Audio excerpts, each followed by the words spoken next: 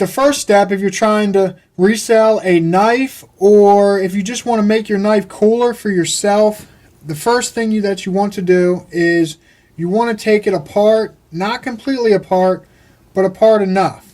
What I'm doing here is I'm taking off this little fashion guard on the front here. It doesn't really serve too much of a purpose except for grip.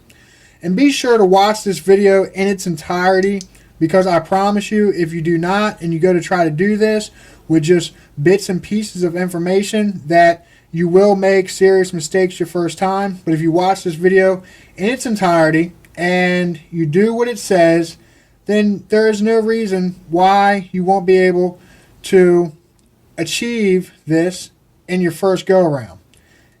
It may not seem that difficult, but there are many small nuanced things that I will talk to you about that I had to learn through experience, trial and error, so that you won't have to. So I'm taking this into 3 pieces here. The little grip guard, the knife itself, and the belt clip. Now what I've got here is 3 pieces. And you want to make sure to keep your screws, these screws go to this, these screws go to this, separate. Now everything is apart, so what I'm going to do is I'm going to take these pieces of wire. Any kind of thin gauge wire will work as long as it's bendable and it holds its shape.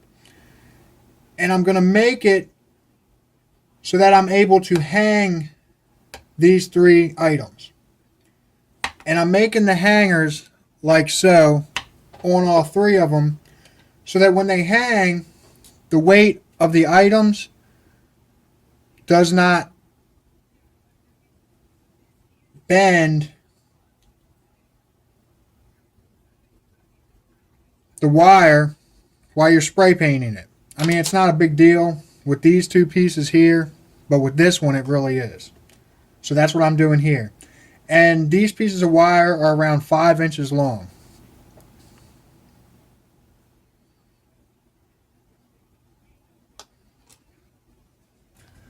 Okay, now I have shaken the primer very well. And here's a little tip with shaking this stuff up. Do it in like a circular motion sometimes to get it off the edges. But I have shaken it up very well, and what I'm going to do now is take all of, and this is what I'm using right here, Rust-Oleum Painter's Touch 2X Ultra Cover Flat White Primer. Okay, and I am going to spray it on all sides.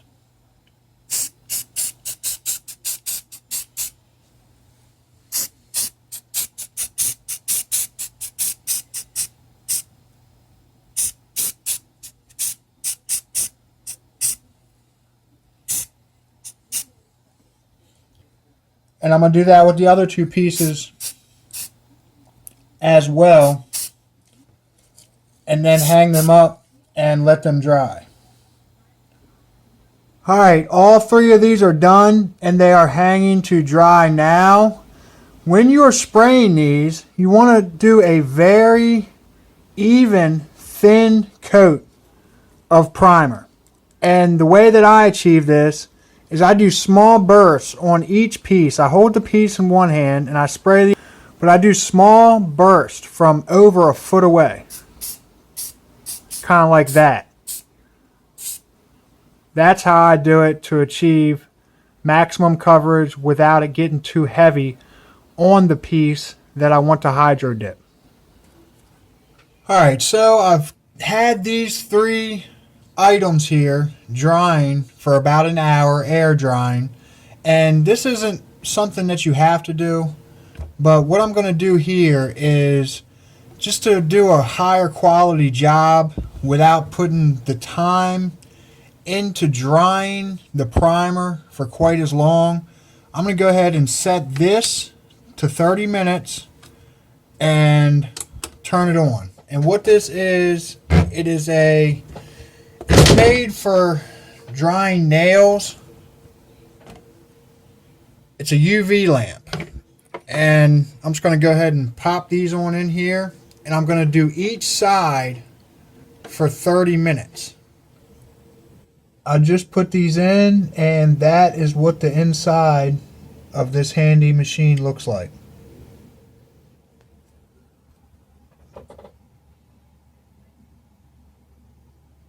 Here I have a 5-gallon bucket. It's filled with lukewarm water, and I've got 2 of these regular old Solo cups. I have 2 cans of this kind of spray paint right here, the same kind except for this is paint and primer. And I'm using Hunt Club Green, and all these are satin that I'm using. And I'm also using Heirloom White and satin again. Same 2X Ultra cover, but this is paint and primer, not just simply primer. So what I'm going to do now is shook these up really good. I'm going to go ahead and what I said I was going to do with the UV light. So that's all done, and it firmed up really good. It feels really good. So I'm going to do this part now. Instead of spraying this directly in the bucket, I go ahead and spray it in here, each one individually, so I get a little puddle at the bottom. And this is lukewarm water. I have all 3 pieces hanging right here on the side of the bucket. And I've got my paint right here ready to pour. So the way I'm going to do this is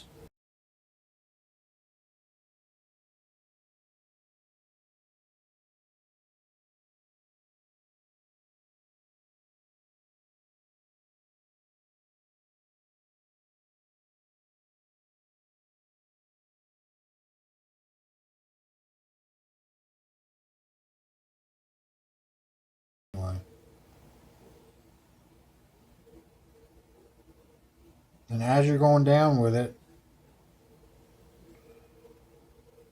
as long as you keep your nice and slow, it will stick where you put it. And then so I can keep using this, I'm going to spray away this spot where I'm going to pull this up at. And then pull it up in the spot I sprayed away. Thus adding more material to the mix as well.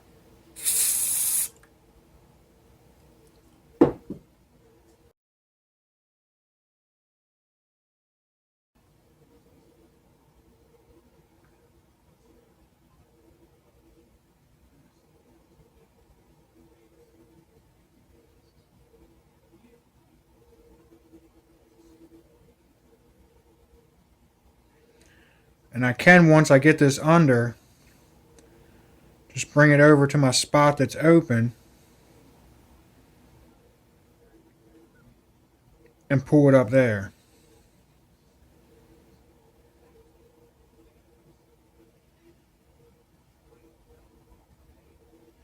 Because you don't want to pull it up through and recoat it wrong.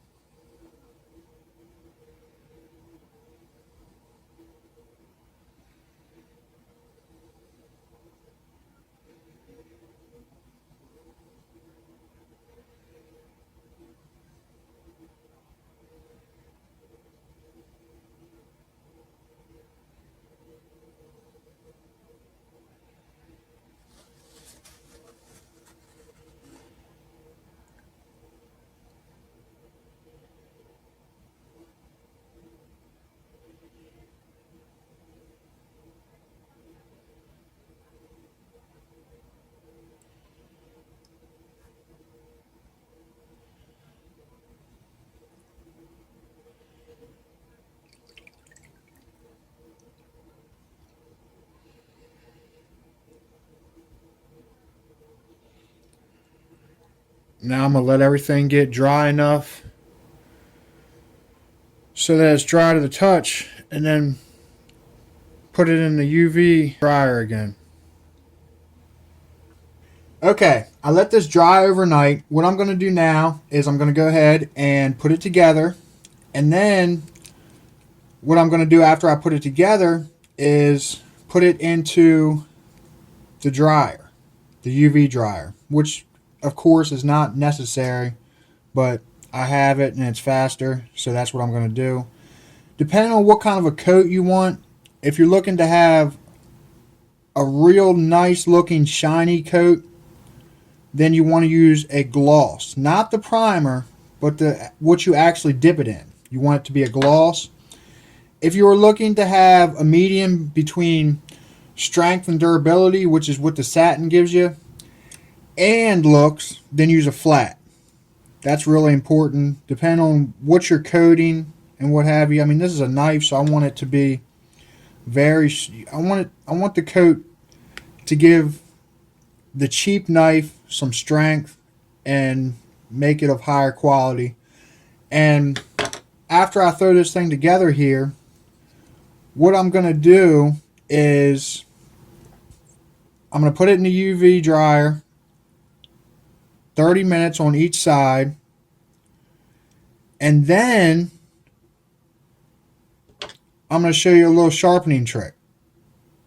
Alright, it's in the last flip of the final drying stage, and I'm getting ready to yank it out and sharpen it and show it off.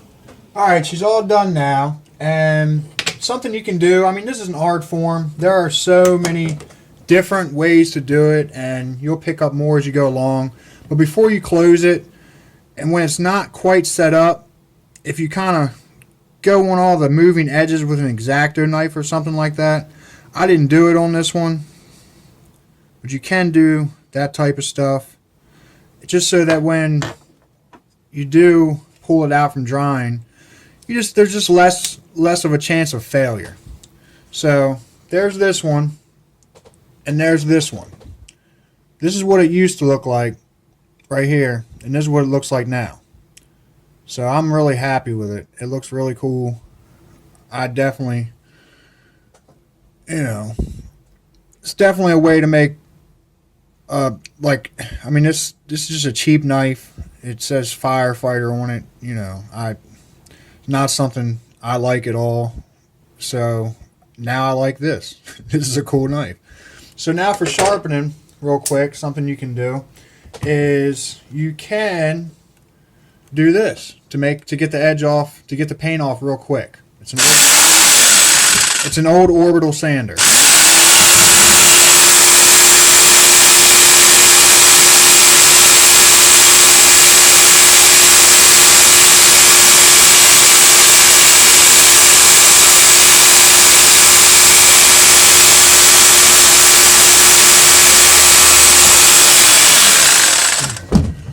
Just kind of a cool little trick for getting all the paint off of the edge, so that you still have a nice sharp edge on there, and then you can go through and do it correctly. But it's 150 grit.